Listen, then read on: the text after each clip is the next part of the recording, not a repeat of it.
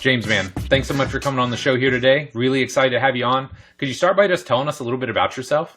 Yeah, sure. Yeah, I appreciate having me on. I've been a long time listener, so it's a cool experience actually to be able to come on. So, yeah, I'm originally from Ireland.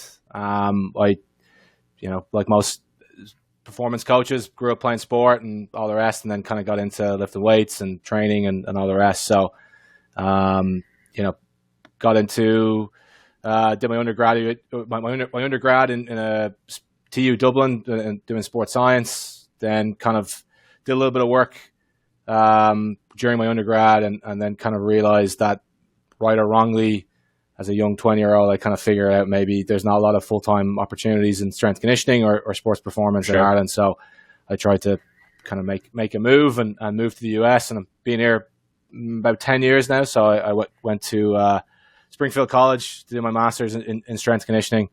Oh, nice. I was fortunate to be a GA there, and then kind of spent most of my career in Major League Soccer, working at Sporting Kansas City, Minnesota United, and then most recently New England Revolution, and now I'm working with Hawkin Dynamics. I'm the market manager for soccer or football. So basically trying to support as many soccer or football teams from a global perspective within the company. So I love it. Does it still throw you off calling it soccer? Does it feel weird? Is it like a dirty word for you? Kind of. Ireland's a bit funny. Like we can call it. We do call it. Some people call it soccer. Some people call it football. I probably grew up calling football, but I've been here long enough, so I'm just kind of in a state of confusion as to what's right and wrong. So. No, you're all good, man. So talk to me. Like, what originally led you to the world of physical preparation? Like, what got you interested in all of this originally?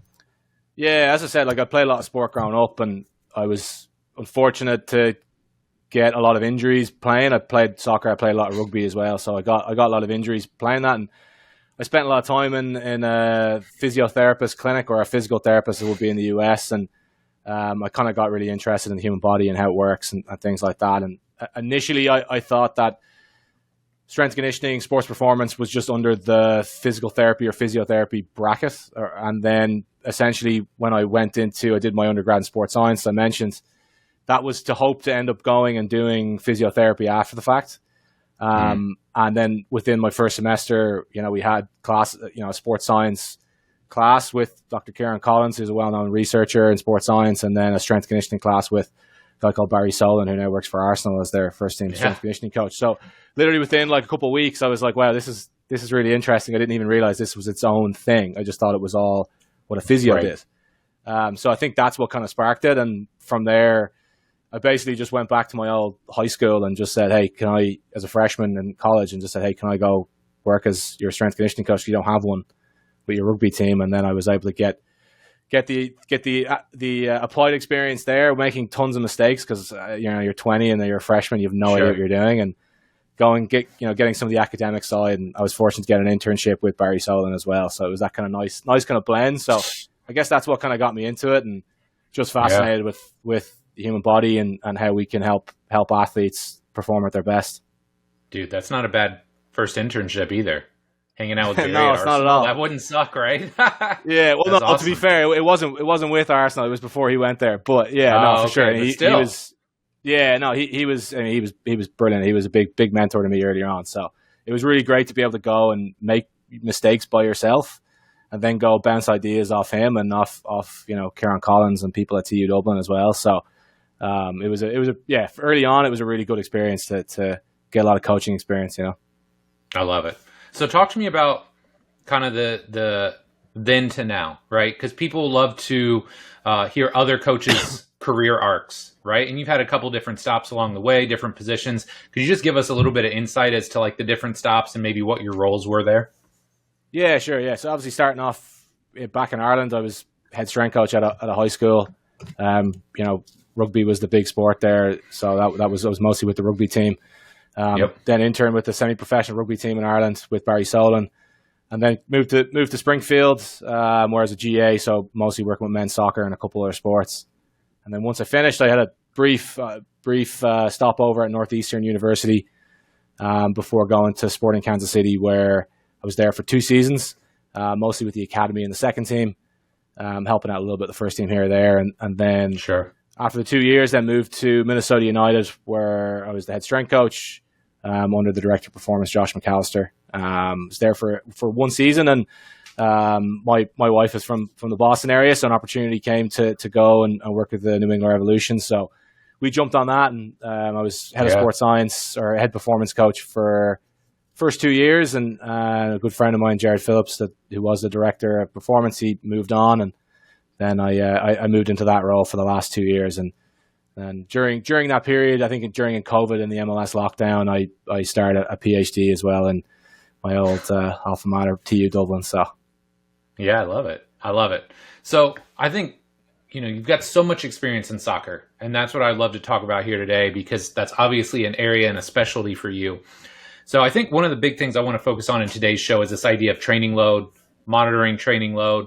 And I realize not everybody that's listening to this is doing a PhD in this space, or maybe isn't even super familiar with like the technology.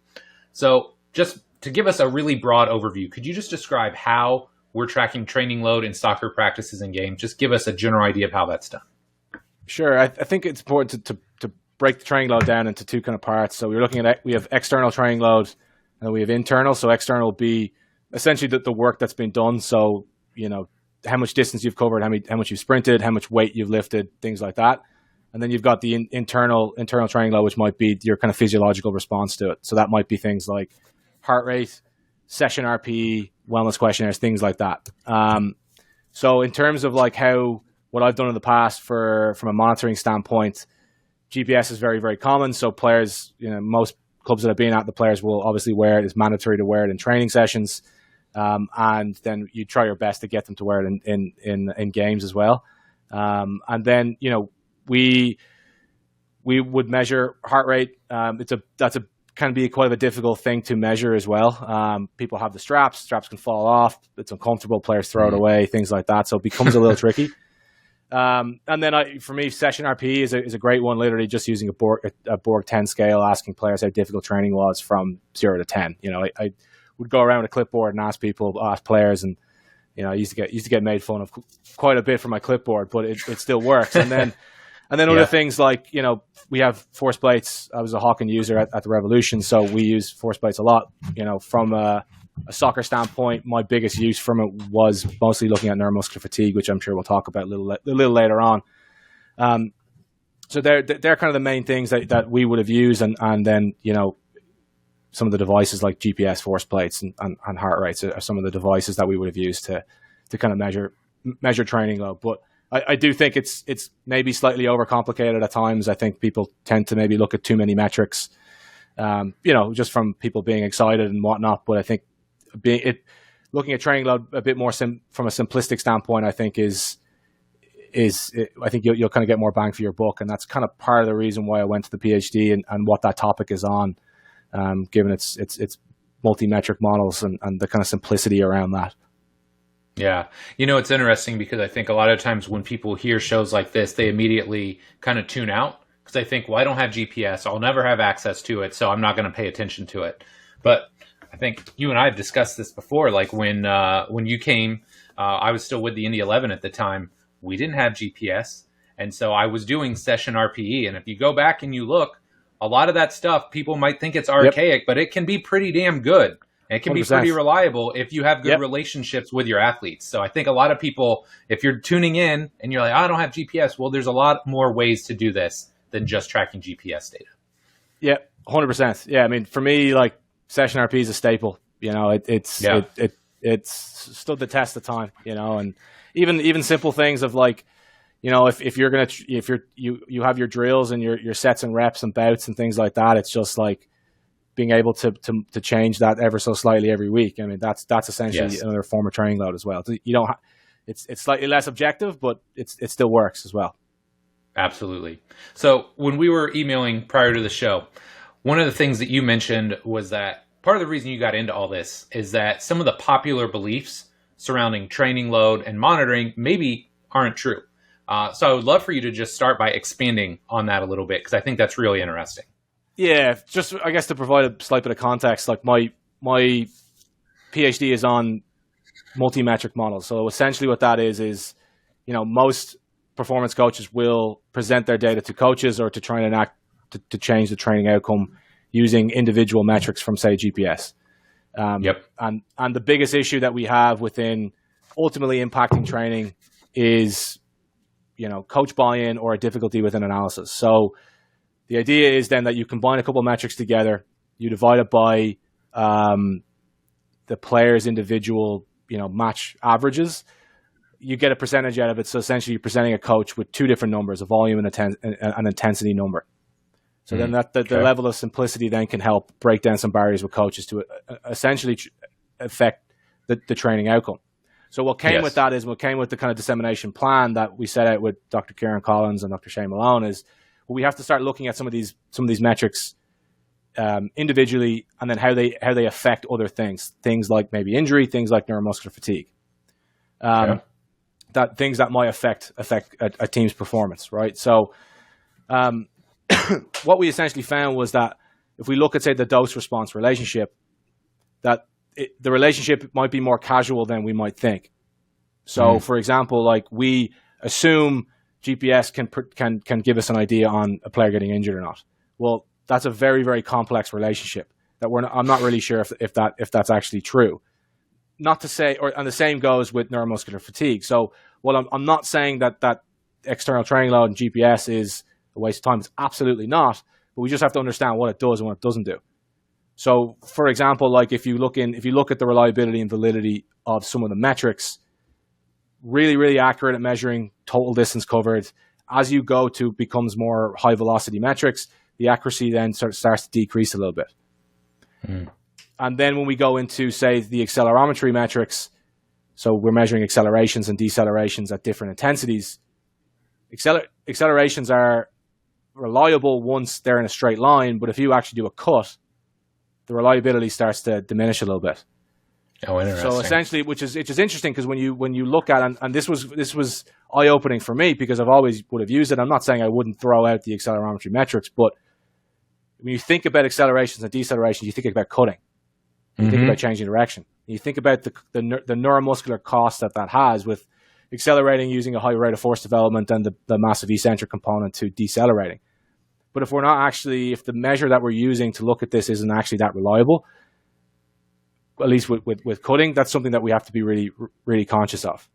So, going on to the injury standpoint, that relationship between changes in training load and injury might be a lot more casual, as I said, than we think. Because if you think about injury, it's so complex, right? Like, does external training load have an impact in injury and an injury happening in a player?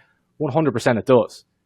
But it mightn't be the sole thing. Like, let's take two examples. Like I've come across this so many times where, you have your averages for your players and what they do in a game or in a training week and what have you. You might have a player that maybe does way more than he usually does. Let's say he sprints double what he usually does in a match. Okay, so you're coming in, you're thinking to yourself, you see your metrics. Oh, we have to adjust his training load for that week because he's just done so much more. He might get injured. But we don't know what this player has done outside of that. We don't know the player has slept really, really well. He's had really good nutrition. He's got no sort of emotional stress going on in his life. And in fact, he's just recovered really, really well. But we're not going to know that from GPS. So then we might go and say, we need to limit what you do in training. And then we're limiting the reps he gets in training. That might affect him improving the tactical component to prepare him for the next game. And then on the flip side, then you might see a player that has done a lot less than he usually does, but maybe, he doesn't eat his nutrition is poor the next couple of days. Maybe he spends, the day down the pub for the next 2 days drinking. So his recovery then is diminished, but we don't know that. We don't know that based, just looking at the GPS. So he comes in and he's not recovered and we say full steam ahead, go ahead. And then something happens and he might pull up. So basically what GPS does really, really well is it allows you to measure the dose really, really well. What it doesn't do very well is it doesn't tell you the response. We can make educated guesses, but it doesn't necessarily do that. So this is where it's really important to have things that measure response. The response to a training load is so important. And there's multiple different ways. Force plates are one. You can use things like the Hawkin True Strength, measure hamstring isometric strength, groin squeezes, things like that. Blood biomarkers, another one. There's other ways to do it. So I think it's really important that we don't neglect those sort of response, let's say, measures to really understand where your player's at. Yeah. So is that what you mean when you're talking about like a multi-metric model? You're not just looking at this one thing like GPS in isolation. It's like, hey, what does the GPS data tell me? What does the force plate data tell me? What is their session RPE? Like all these different things, kind of how they fit together to get a more like accurate representation of where the athlete is at? Not quite. So within my dissertation and the multi-metric model, it's based off a research paper that's done by Adam Owen and Shane Malone, where they just took GPS, right? So the big issue with as I mentioned, the big issue with getting some of this data across is, lack of analysis and then coach buy-in. So essentially what you would do is you would take 4 or 5 metrics, GPS metrics that you find valuable of it, and you use the training session numbers of those, divide it by the player's average for a game, multiply it by 100 over 1 to get a percentage. Then you'd have volume, and then the same metrics per minute would be intensity. So that's just what it is. It's an easy way for the coach, because if you worked with strong, all coaches are the same, big personalities, very strong personalities, maybe a little egotistical, but that's the way they have to be. They have to be that way to be successful, right? So you show them a bunch of different metrics, they're just going to get confused, right? And they're going to say, I don't understand this. Right. Well, you're an idiot. Right. I'm throwing this in the bin. Essentially what it is if you're a Hawkin user, so you've seen the total score of athleticism. It's a very, very similar concept to that. It's essentially essentially what that is. We're just providing a little bit more context with using game demands and putting it into a percentage. So if you coaches know their sport. So if you show on a match day -3, your volume is at 50%, your intensity is at 70%. So they know it's about 50% of where they are at in the game. So that's the way we can use to kind of break down some of these barriers. And essentially what I've done in the past, like I would have worked with a very well-known coach who has been coaching for 40, 50 years. He's coached in the 70s and never had GPS. He coached in a World Cup quarterfinal, never had GPS. So what I used to do is just go in with the volume intensity and just leave it there and just walk away. Yeah. Or let's say, and I just wouldn't say anything because he's intelligent, so he's able to see what it means, and he's like, okay, and then he might come in the next day and say, oh, we're going to lower our training load because yesterday was too hard, and you're not going to get the credit for it, but that doesn't matter because you're going to get the outcome that you want. It's the same thing as well when you look at even in some of the pre-built reports in Hawkin with neuromuscular fatigue. I used to go in, they're color coded and with Z scores and all the rest. I just drop and walk out. So he's seeing a bunch of red, and he's seeing some players that aren't recovering very well. And I don't have to tell him, because he doesn't want me to tell him anything. He wants to be the one to make the decision, which is perfect, For sure. Well, and that's why he's the top of the food chain, right? He gets to make those decisions. He's earned that right. But I think it's interesting too, because I feel like maybe not all of them, but a lot of the highest level coaches are picking up on this stuff too, right? So now we have the data to objectively just kind of reinforce, hey, this is what I'm seeing, this is what I'm thinking, and then underneath it, now you've got objective data to literally show like, hey, these people aren't recovered, or maybe we do need to take a day off. Yeah, and to be clear as well, like when we look at least with say GPS, the intention of GPS was never to, predict a player getting injured or not. Yeah, and unfortunately, it can be used as nearly a scaremongering tool to say to coaches, no, you can't do this. It wasn't intended to do that. It was intended to improve performance. It was intended to say, to measure what we do in training and how we can effectively and progressively train more safely and train smarter. And that's essentially what it's for. It's not there to try and handcuff a coach, because that's one way you're going to lose buy-in from a coach, is to tell them, no, you can't do more. Right. So I know one of the things, and again, I'm not a GPS expert, but I feel like I've been around the space enough. I've talked to enough people I feel like are sharp and understand what they're doing. One of the biggest things that people talked about, and I don't hear it as much now, but especially maybe like 6-7 years ago, acute to chronic workload, right? And everybody was really worried about these massive spikes. And obviously you're deep in this space. What have you found in regard to that? Are you finding some of these same like correlations, or again, like you said, is it a little bit more casual? So in terms of the acute chronic ratio, I'd recommend people looking at a research paper from Franco Impellesi, excuse me if I butchered his last name there, but he basically came out and looked at a meta-analysis of all the research that's on the acute chronic ratio, and essentially there is some inherent issues with the acute chronic ratio. doesn't necessarily take into account, say, tapers. So if you back off, if you've got a day off, it'll change.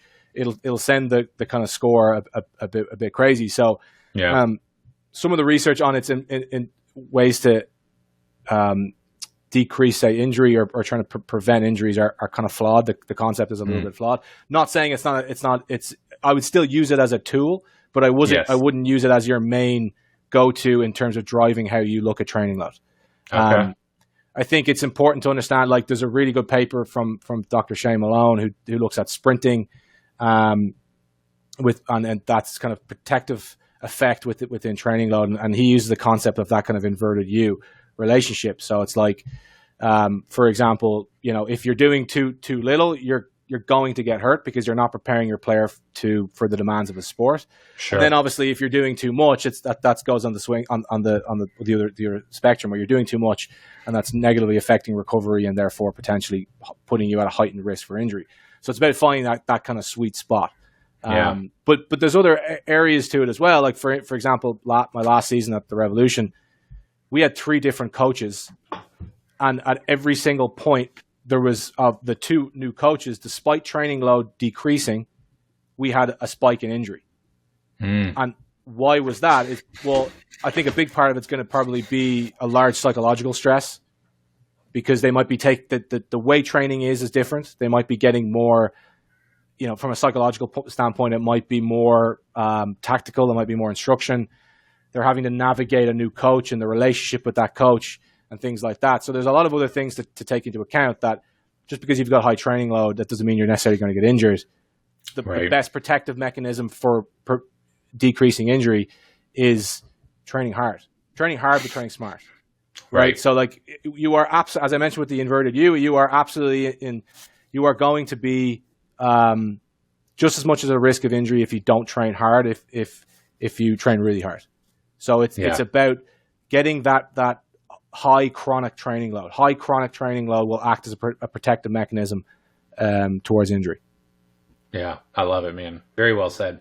So something else that you talked about earlier that I'm really interested in is the relationship between training load and neuromuscular fatigue, right? And so I would love to hear what you found there up to this point. Yep. So one of my PhD papers, it's on a preprint right now, so people can actually go take a look if they'd like. But essentially what we try to do is, again, we're looking at the individual metrics. We're trying to find what the response of those metrics are within fluctuation and training load, to essentially then figure out, do we change the multi-metric model to weight certain metrics higher than the other? That's where the idea initially came from. Then I was starting to think, well, hold on, if we can get external training load like GPS to predict neuromuscular fatigue, well, then I don't have to use force plates anymore for this. I don't have to do it anymore. I don't have to put my players on force plates, and that's going to save me a bunch of time. Because we know time is money in pro sports, right? So for sure. Ultimately, I went down the process of experimenting, and we found really nothing conclusive. We found a couple of significance from p-values, but the effect sizes were trivial. Nothing showed a particular pattern. Like, for example, like we found, the way I broke it up was we looked at changes in training load from a 7, 14, and 21 day kind of training windows. And we looked at how the changes within those affected some of the neuromuscular fatigue metrics. So we looked at modified reactive strength index, and then we looked at its constituent parts, so jump height and time to takeoff. So, for example, we found within the kind of chronic, or the 21 day, we found sprint distance had a relationship with a decrease in neuromuscular fatigue. Which at that point, you're kind of entering the realms of having high chronic training load, which acts as a protective mechanism, which kind of go against what research is finding. Now, granted, the effect size was kind of trivial anyway. And then the flip side, we might have saw something with we didn't see anything with changes with some of these high velocity metrics and neuromuscular fatigue in some of the shorter training windows, is where you probably should theoretically see something. So after the study was done, I was pissed. I was like, I went to my supervisors and I was like, right, this study's terrible. Like, this is not doing what we want it to do. And the bit that they said was like, no, this is great, because now we know that it lets researchers know that, one, they don't need to do this research anymore, or at least with a similar study design. But it's also enforcing the fact that we need to be like the importance of, say, force plates and things like that to truly understand neuromuscular fatigue, because we just don't know it yet, or at least we don't know it from external training load and GPS. Yeah. It's so interesting, right? Because, I mean, again, just common sense would make you think, man, if like training load really spikes or they're doing like a lot of high intensity running, you would expect to see some sort of change, right? Like you said, RSI mod, or like, and you didn't maybe track this, but like counter movement depth, right? Yep. You know, something like they're trying to change their strategy to try and jump 100%. higher. So it's just really interesting. You would think all of these things based on common sense would change, but then you actually measure it and it's not. That's just really interesting. Yeah. As soon as, and then like, it was interesting because I initially went and submitted this paper to a journal, and one of the feedback I got was to look at this particular study again by Franco and Perezzi on the dose response. And it's a pretty hefty article, and I had to read it probably 10 times. But he basically goes through the dose response relationship and how that, you know, maybe it's a bit more casual than we think, and there's a lot of other factors that go into it. So it is very interesting because, again, you inherently think that, you know, this is going to help us prevent, or, you know, this can help us predict injury, or this can help us tell us neuromuscular fatigue from GPS, and it doesn't really do that very well. Again, not to say that it's not worthwhile.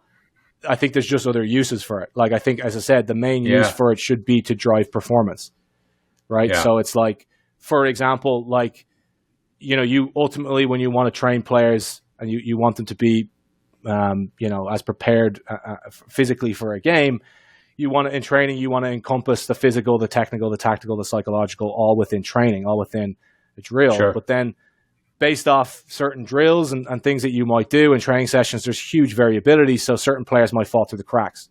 So that's a simple use that we used to see, is like, okay, again, like the goal is to get everything within soccer. So the physical and combined with the technical, tactical and everything. But sometimes players will slip through the cracks based off just, you know, if you're playing small-sided games and a guy, just for whatever happens, it's not going down the left side, your left back's not getting a lot of, you know, he's not getting the stimulus that he might need. You can then spot that from a GPS, and then you can do something afterwards that might be more isolated. You know, so I think that's maybe more of a use might be. Someone might come out with better research, with a better research design and statistics and things like that, and find something in the future. But right now, I unfortunately haven't found it. So.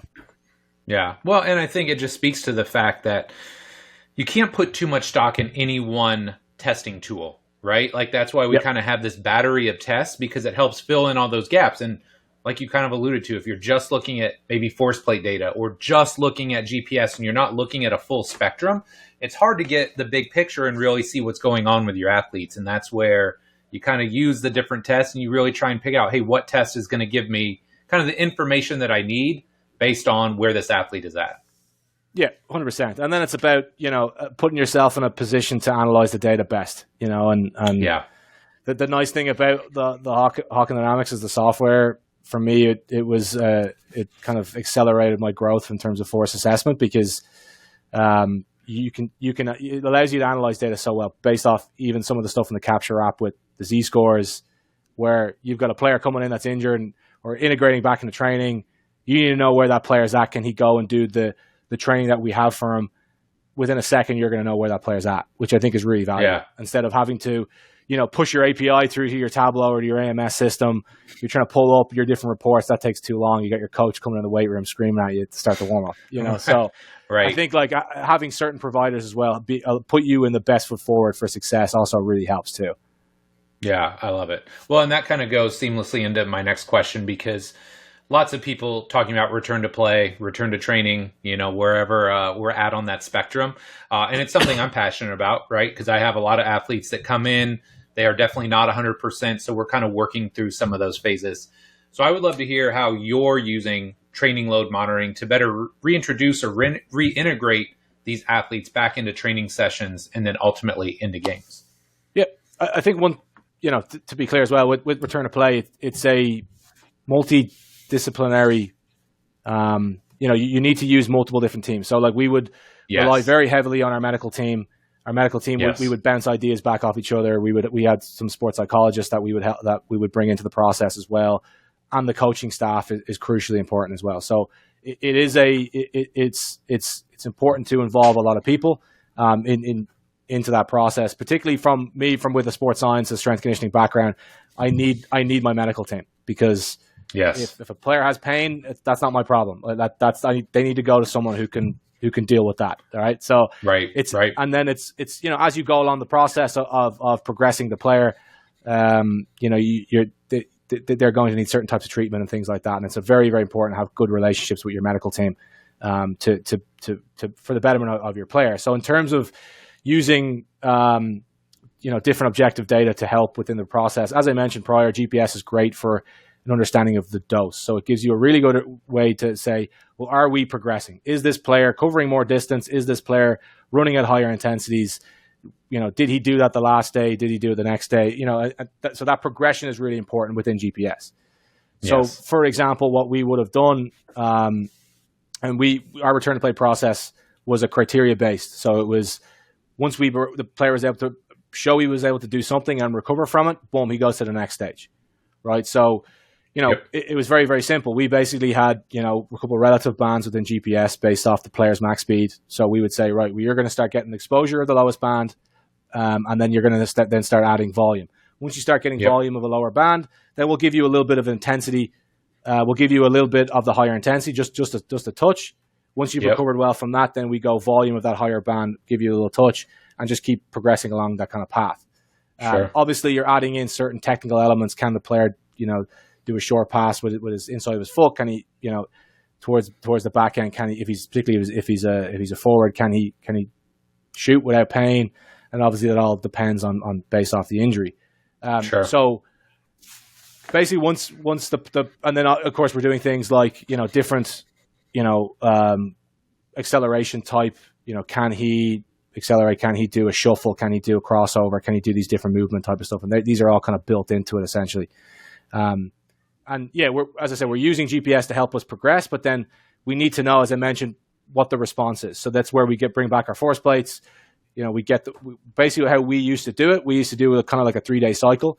So we might do maybe a reintroduction day where they're kind of doing a little bit of everything, just getting their legs back under them. Then we might do, a high mechanical day. So we might do maybe more accelerations, decelerations to kind of mimic. Essentially, we're trying to mimic the training process with the team. So they might play small-sided games, a lot more cutting. So that's what we're going to try and mimic. So we're going to try and do that in a one-to-one setting, or you might have another, maybe 2-to-1 or what have you. This is obviously early on. Then we'll obviously do some lifting and things after to help complement that. And then the next day will be more kind of bigger spaces, get some more high-speed running, things like that. And then then that day 3 is basically we'll use day 3 certainly early on as kind of like a recovery day, but we also use it as a testing day. So then we want to say, okay, so they've had 3 days of work, so let's see how they're responding to that. So let's get them, let's test, let's get them on a counter movement jump on the Hawkin plates. Let's do some hamstring isometrics. Let's do whatever the injury might guide that test. Okay, they're recovering, great. So let's kick on and let's go and progress the next day. And then essentially, then we look at Matt Taberner's controlled chaos continuum with return to play is we use quite a bit. So, you would then basically bring a player, start integrating into drills that are more controlled. That essentially let's say for instance a hamstring injury, he might be able to, if a ball comes down the lines a bit in front of him, he can kind of control the speed. For instance, he's not competing against somebody else. Whereas the inherent competitor, professionals are, he's going to go 100% at it, right? So we can kind of control the variables or the uncontrollables a little bit more within certain drills. So we start with that, and then we progress. And there's simple ways when you start getting into more, complex drills, like maybe possession drills, you can put them in as a neutral or a joker, where you're essentially always in possession. So he doesn't have to worry about the quick reaction of that transition from attack to defense or vice versa. And then we just start integrating them back in, and then we look at it might be if they're going to go back into play 5-a-side or 11-11. It's monitoring minutes, making sure they've hit all the criteria. Can they, if it's a hamstring, can they sprint? Can they get above 90%, preferably 95%? Can they do that before they go into a drill that essentially that's going to happen in that drill? And then, as I said, throughout the whole process, we're always reverting back to how are they responding. So that the player might play 60 minutes in a game. doesn't matter. Still 2 days after, we're going to get them on a plate, and then we're going to see how they're responding. Because if we're starting to see something, if we're starting to see issues, then we might have to, consult the medical team, maybe consult with the sports psychologist. Maybe they're hearing some things, and then we might have to take a step back, or just kind of hold the player a little bit. And of course, this is all. It works so much better once you're close with your coach, and your coach basically allows you to start integrating players in, because they have to be a part of the process as well. Yeah. It's so interesting hearing you explain that and detail that. I'm just reminded of, this was probably close to a decade ago now, but I remember Dave Tenney being in Seattle, and one of his athletes, I believe he was coming off a hamstring, very well-known player. And so, first off, kind of cool getting to watch a training session and watching them go through all that. And this guy was in that, return to play, return to training mode. And, he's doing sprints, and he checks his data, and he's like, oh, wow, he's at 102% of his previous best sprint data. I think he's good to go. So it's just really cool when you see that level of objectivity, right? It's not just you oh, yeah. And look, 24 years in, dude, I love the coaching eye. I trust my eyes. But again, being able to get under the hood, and whether it's GPS, whether it's force plate data, whatever you have access to, being able to objectify that and very clearly state. And it's not just for us, right? Like you said, for an athlete to see, oh, wow, I'm at 102% of my best sprint time. They're like, okay, I feel like I'm good to go. Or you can show them the force plate data, and, before their asymmetry was this, and now it's like this. They're just feeling so much more confident when they go out on the field. And, psychology is a real thing. So if somebody's psychologically confident, it just makes the physiology that much easier. Yeah, 100%. Absolutely. Yeah, definitely. Okay, big question time, my friend. If you could alter the space-time continuum and give young James Collins one piece of advice, what would it be?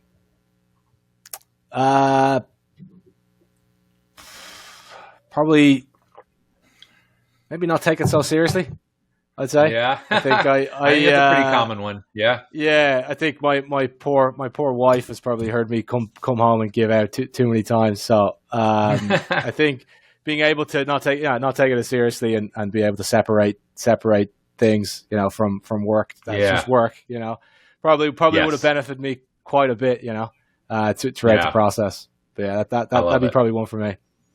I love it. Okay, my friend, last but not least, we got our lightning round. So 4 fairly short questions. Your answer can be as long or short as you like. Number 1, what do you miss most about Ireland? I'm going to have to, I know it's not the fun answer, but I'm going to say probably my friends and family. But for a bit of a funner answer, I'll probably say the Guinness.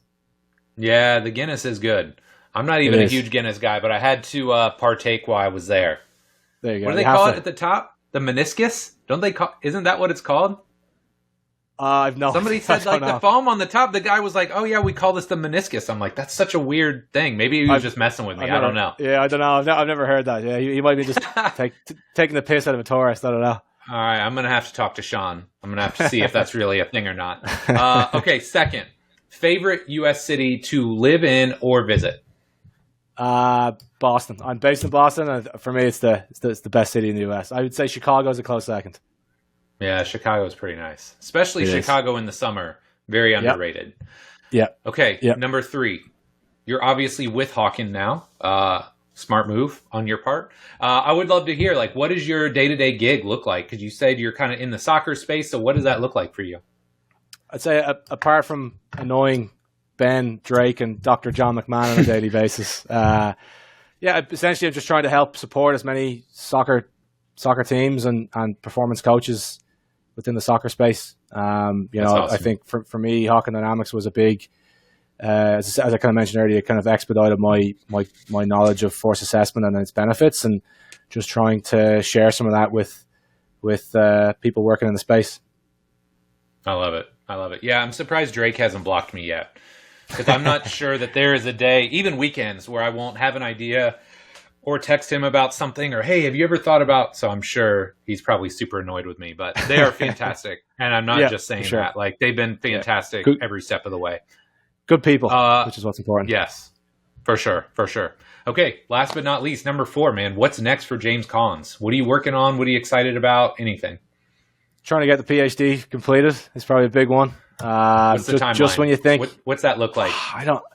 Just when I think I'm nearly done something, Dr. Kieran Collins and Dr. Shane Malone, they come back and just rip into a study that I've done. So I don't know. I'm hoping maybe 12 months, maybe 12, 18 months. Okay. So the end is in sight. Yeah, I've basically got two more studies to done, and they're a bit more straightforward. So hopefully we can get through that, and then just keep hoping to preach the good word of Hawkin Dynamics to the soccer community, and continue to try and support people. I love it, man. Well, James, it's been amazing catching up with you here today. Great to have you on. Where can my listeners find out more about you? I'm not the most active on social media, unfortunately. I probably need to do a little better, but my Twitter is @JamesCollins50, and my Instagram, do you know what? I got to check what that is, because I actually can't remember what it is. Find you. I'll find you. It's JCollins_sportsci. So. Okay. I will find you. I'll put the links in the show notes. So if you guys want to follow James, maybe we can just, shame him to the point where he puts a few more IG posts out there so we can learn from him. I'm getting that from Drake and Ben anyway, so. Okay. Well, we'll all just we'll pile on until we get something out of you. But James, again, this was great, man. Thank you so much for coming on the show here today. Appreciate it. Thanks very much.